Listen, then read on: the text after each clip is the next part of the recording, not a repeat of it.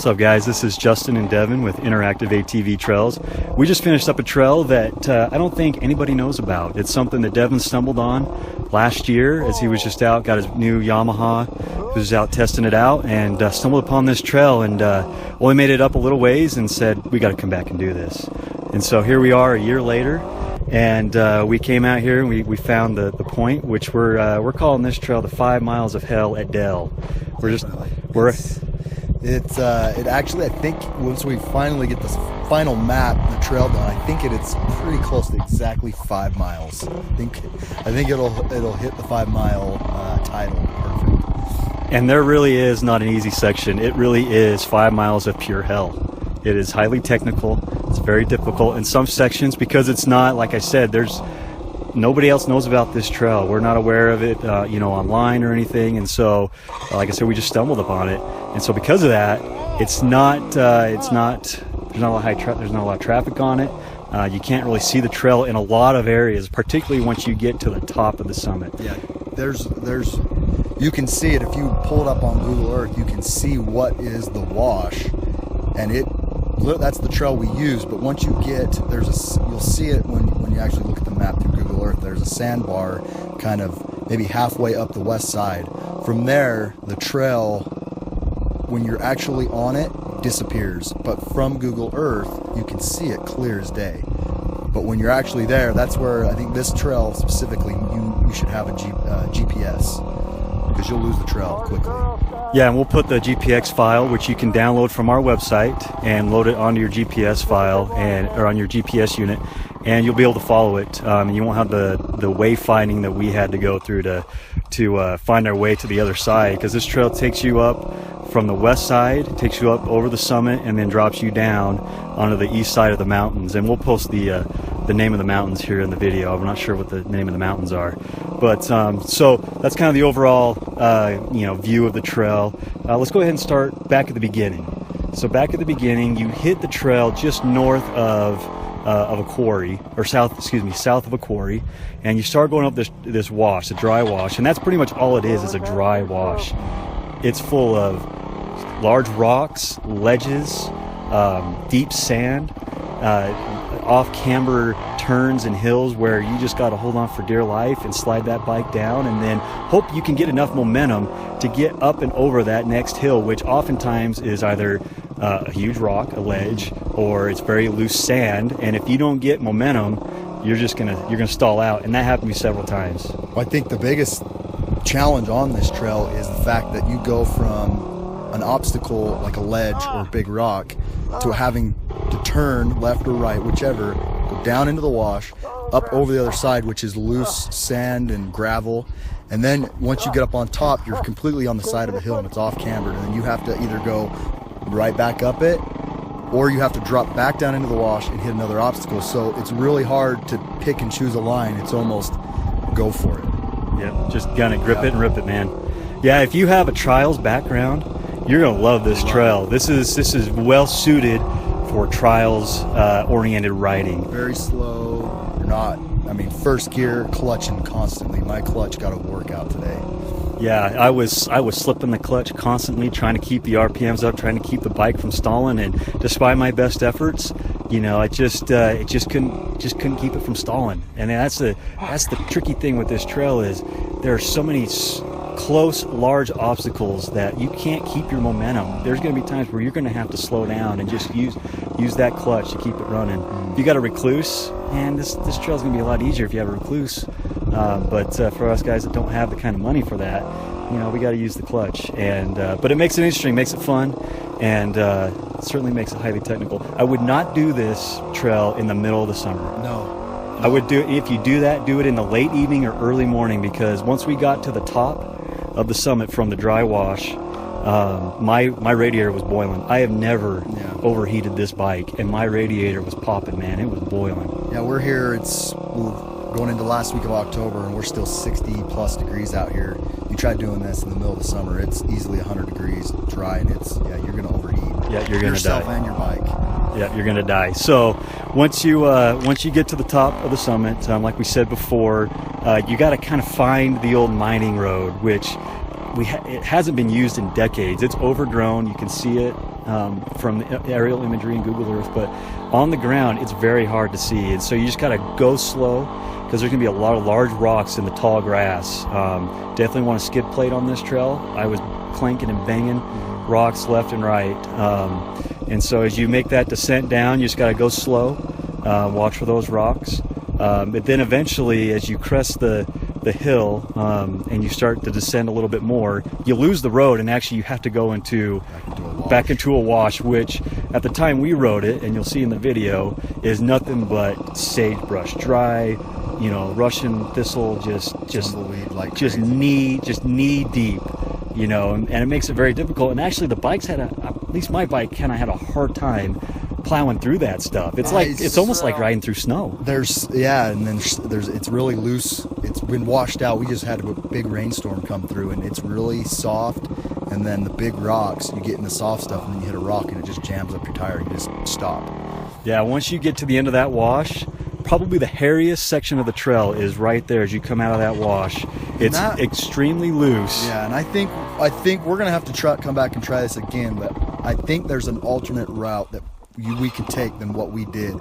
Once you get down off of the mining road, I think you can dip down into another wash, which is the wash that we ended up having to crawl our way down into on a very steep climb. I mean, it's 50% probably. It's straight down. It's super steep, and it's off camber. You just got to lean all your body weight on the uphill side because it's a sheer drop off. It's not high. It's probably 7 feet, but think about a 250-pound bike falling on you as you tumble down the side.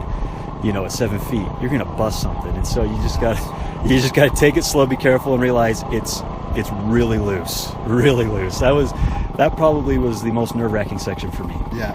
I was pretty nervous. I mean, when we started down that wash, I had full front, full rear brake. I was on it hard. Yeah. And I mean, if I would have hit it, because you can't see where your tires are going, had I hit a rock with my front tire, I very easily could have endoed. Yeah, and I almost did, because once you get out of that wash, you find the old mining road again, which again is very overgrown, but there's evidence of other bike trail or bike tracks, and so you can follow those. But then you get into some tall grass again, and I hit a trench, and my front tire dug in. It's very, very soft, very loose sand. My front tire dug in, and I just went over the handlebars. Fortunately, I wasn't going very fast. But those are the type of conditions throughout the trail. It's just some sections are just very loose, and because it's overgrown, you can't see what you're hitting. So the trail continues downward, that downward ascent, and then you get to a point where it just completely vanishes. The trail is completely gone. You're at the point of this hill, and there's three ways to go. You can go left, you can go straight down, or you can go to the right. We chose to go to the right because it wasn't as steep, and it meets up with a shallow wash, another wash that you can take down to which eventually leads you down to the bottom of the canyon, which is basically consists of very loose gravel, cobble. It's thick in some areas. It's very flat, very smooth.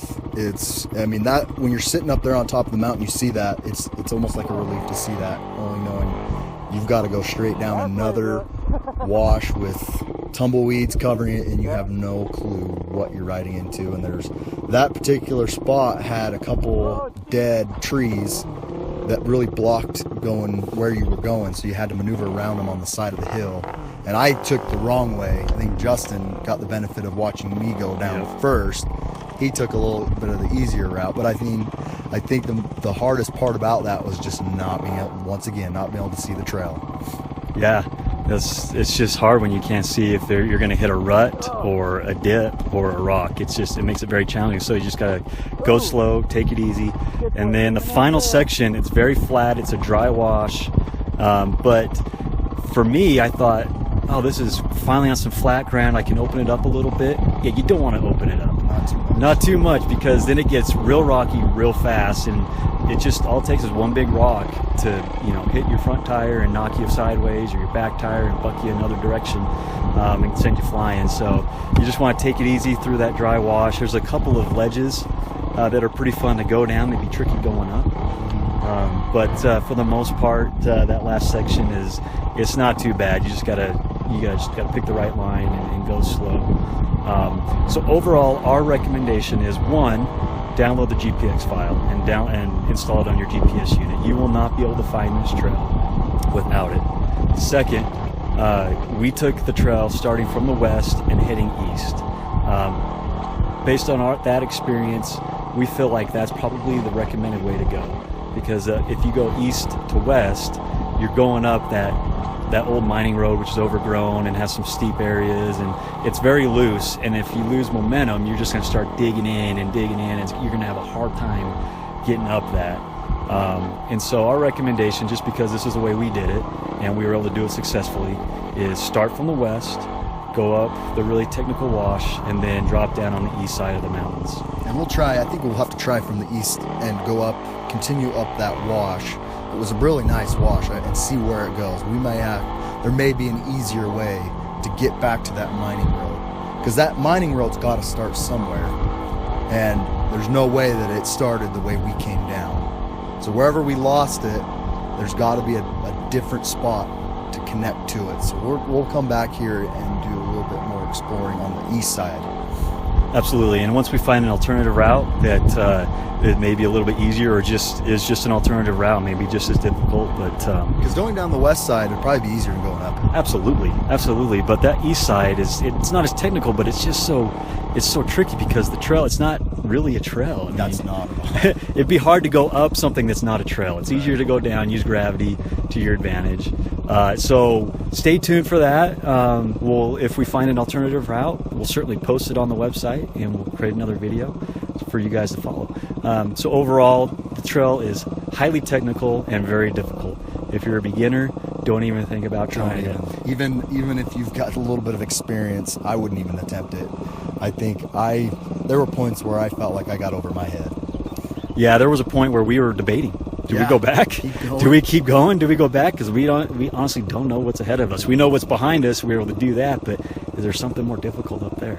But that's the fun of it. I think that's what really keeps me motivated to just keep trying and doing these random trails. And out here, I think any canyon you go up, any wash, could be the next 5 miles of hell at Dale, part 2. I mean, it could go forever. I mean, there's not really, nobody talks about Dale. I know people that come out here and camp and ride, but nobody really talks about it. It's not publicized like all these other places we go. So there may be some hidden gems in here that you just got to come out and ride them. Yeah, explore. Absolutely. I mean, the area is fantastic. It's not heavily used. You can get some solitude. We didn't really see a lot of people out here today, and it's a beautiful day, and the weather's perfect. And still, we're out here all by ourselves. So, come out and check it out. If you're an experienced rider and you haven't really done a highly technical trail, dude, come out and try it out. See what you can do. See if you can make it. But absolutely do not do it by yourself. No. Come out here with a partner. Don't ride this alone. So anyway, that's Interactive ATV Trails bringing you this exclusive review of 5 miles of hell at Dale. Nobody else has it. Check it out. Tell your friends. We appreciate all of the support, and look forward to our other videos, and check out all of the other trails we reviewed. We think it's a great tool for you to find new places to ride, and informs you on where you can go. So anyway, this is Justin and Devin for Interactive ATV Trails. See you later. That's it.